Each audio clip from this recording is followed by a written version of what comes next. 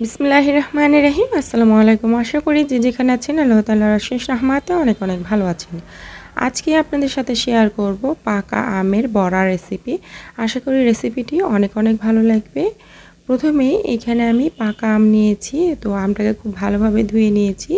এখানে মিডিয়াম সাইজের একটি আম নিয়ে আমি খোসাটাকে ছাড়িয়ে তারপরে এভাবে করে চালনির মধ্যে নিয়ে এভাবে করে রসটা বের করে নিচ্ছি।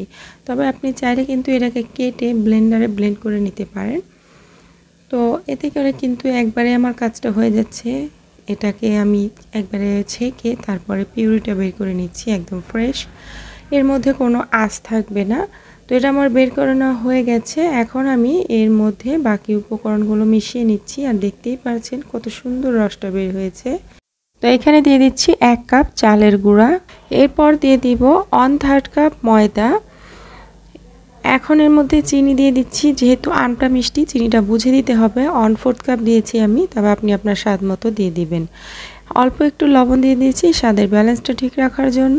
হাফ চা চামচের একটু কম দিয়ে দিলাম বেকিং পাউডার। এইখানে আমি ফ্রোজেন করা চালের গুঁড়াটা ব্যবহার করেছি, তাই এখানে ময়দা ব্যবহার করেছি।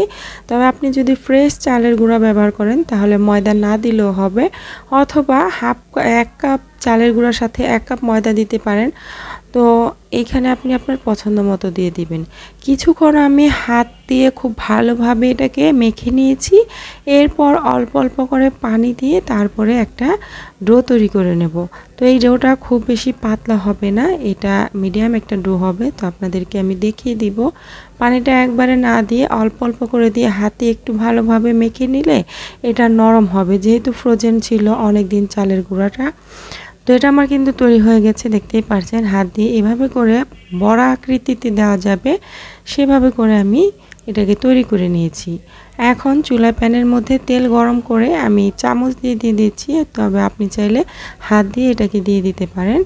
তো এটা ছোট বড় নিজেদের পছন্দ অনুযায়ী করা যাবে। চাইলে বড় বড় যে তেলের পিঠা আছে সেরকমভাবেও কিন্তু তৈরি করতে পারেন। তো আমি আজকে এরকম ছোট ছোট করে বড়া আকৃতিতে এটাকে তৈরি করে নিচ্ছি। তো এটাকে তেলের মধ্যে সবগুলো আমি দিয়ে দিচ্ছি, দিয়ে তারপরে এটাকে উল্টে পাল্টে ভেজে নিতে হবে। একটা পাশ যখন একটু শক্ত হয়ে যাবে তখন এটাকে আমি উল্টে দিচ্ছি।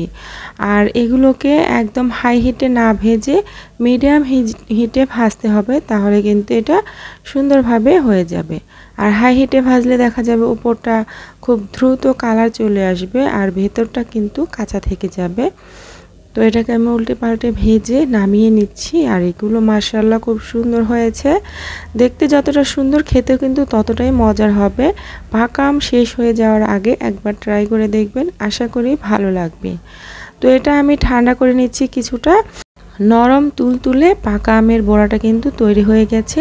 আজকের রেসিপিটা কেমন লেগেছে সেটা অবশ্যই কমেন্টে জানাতে ভুলবেন না। ভালো লাগলে একটি লাইক দিয়ে দিবেন। আজকের মতো বিদায় নিয়ে নিচ্ছি, সবাই ভালো থাকবেন। আল্লাহ হাফেজ।